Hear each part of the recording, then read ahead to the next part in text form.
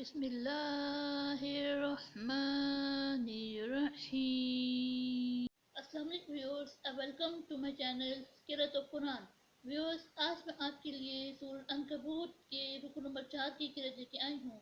Viewers, سورہ عنکبوت کے رکو نمبر 4 میں آیت نمبر 31 سے لے کے آیت نمبر 44 تک آیات ہے۔ اس سے پہلے ویورز میں آپ سے کہنا چاہوں گی کہ میری ویڈیو کو آخر تک ضرور دیکھیے۔ اگر آپ کو پسند آئے تو اس کو لائک کر لیں، اس کو دوسروں کے ساتھ شیئر کر لیں اور سبسکرائب کر لیں، اور ساتھ میں لگے بیل کے آئیکن کو کلک کر لیں تاکہ آنے والے وقتوں میں آپ کو میری آواز، میری قرأت کا نوٹیفیکیشن سب سے پہلے ہی ملتا رہے۔ تو آئیے ویورز، سمجھ کے پہلے درود شریف پڑھ لیتے ہیں، اس کے بعد سورہ عنکبوت کے رکو نمبر 4 کی قرأت سماعت ہیں، اس کے بعد ان آیات کا ترجمہ سماعت فرمائیں۔ بسم اللہ الرحمن الرحیم۔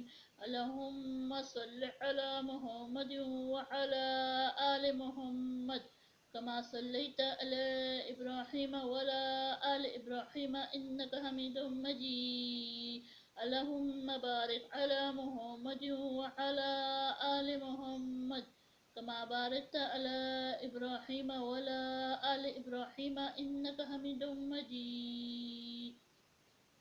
اعوذ باللہ من الشیطان الرجیم۔ بسم اللہ الرحمن الرحیم۔ ولما جاءت رسولنا ابراہیم بالبشرى قالوا انا مهلكو اہل هذه القرية ان اہلها كانوا ظالمين قال ان فيها لوطا قالوا نحن أعلم بمن فيها لننجينه وأهله إلا امرأته كانت من الغابرين ولما أن جاءت رسلنا لوط سيء بهم وساق بهم زرعا وقالوا لا تخف ولا تحزن إنا منجوك وأهلك إلا امرأتك كانت من الغابرين إنا منزلون على أهل هذه القرية رجزا من السماء بما كانوا يفسقون ولقد تركنا منها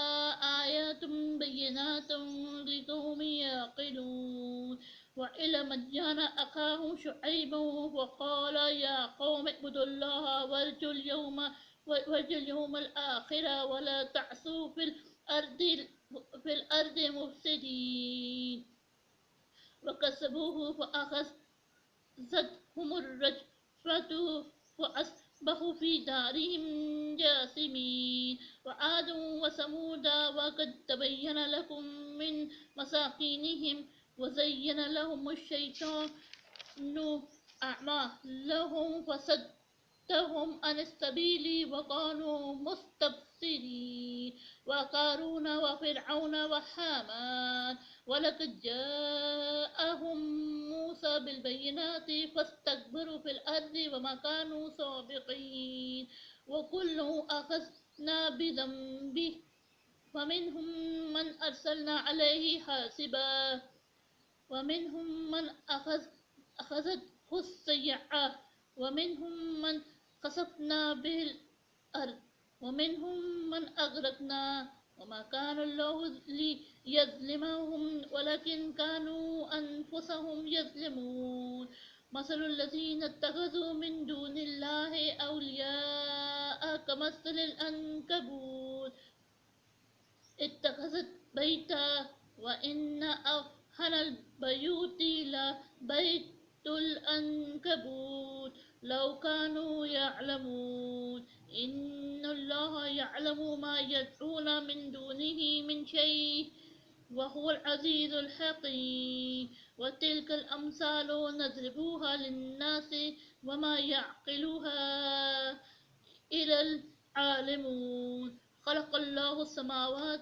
والأرض بالحق إن في ذلك لآيات للمؤمنين صدق اللہ العظیم۔ شروع اللہ کے نام سے جو بڑا مہربان نہایت رحم والا ہے۔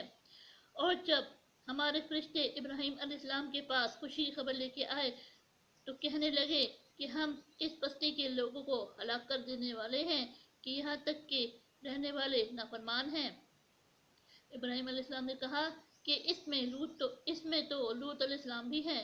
وہ کہنے لگے کہ جو لوگ یہاں رہتے ہیں ہمیں سب معلوم ہے، ہم ان کو اور ان کے گھر والوں کو بچا لیں گے، بخصوص ان کی بیوی کے کہ وہ پیچھے رہنے والوں میں ہوگی۔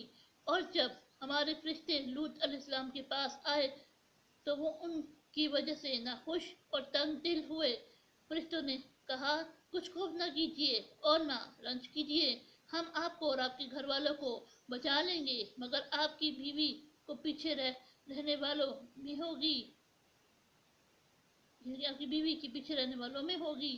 ہم اس بستی کے رہنے والوں پر اس سبب سے کہ یہ بدکاری کرتے رہے ہیں آسمان سے عذاب نازل کرنے والے ہیں، اور ہم نے سمجھنے والے لوگوں کے لیے اس بستی سے ایک کھلی نشانی چھوڑی ہے۔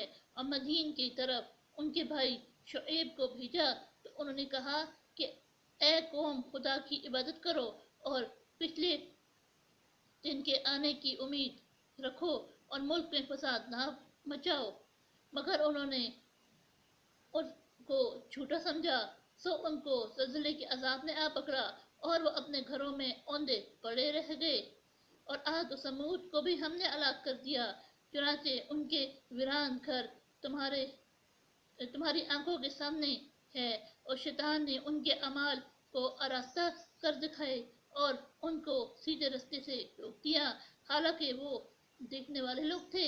اور قارون اور فرعون اور حامان کو بھی ہلاک کر دیا، اور ان کے پاس موسیٰ علیہ السلام کھلی نشانی لے کر آئے تو وہ ملک میں مغرور ہو گئے اور ہمارے قابو سے نکل جانے والے نہ تھے۔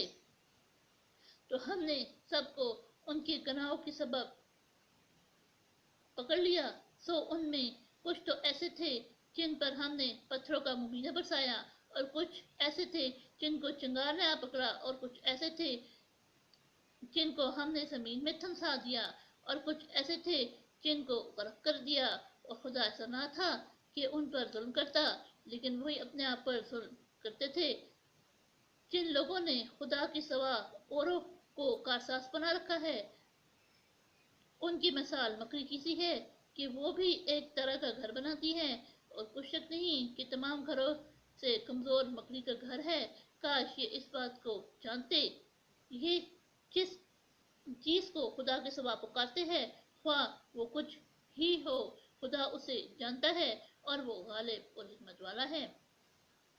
اور یہ مثالیں ہم لوگوں کے سمجھانے کے لیے بیان کرتے ہیں، اور اسے تو اہل دانش ہی سمجھتے ہیں۔ خدا نے آسمانوں اور زمین کو حکمت کے ساتھ پیدا کیا ہے، کچھ شک نہیں کہ ایمان والوں کے لیے اس میں نشانی ہے۔ صدق اللہ العظیم۔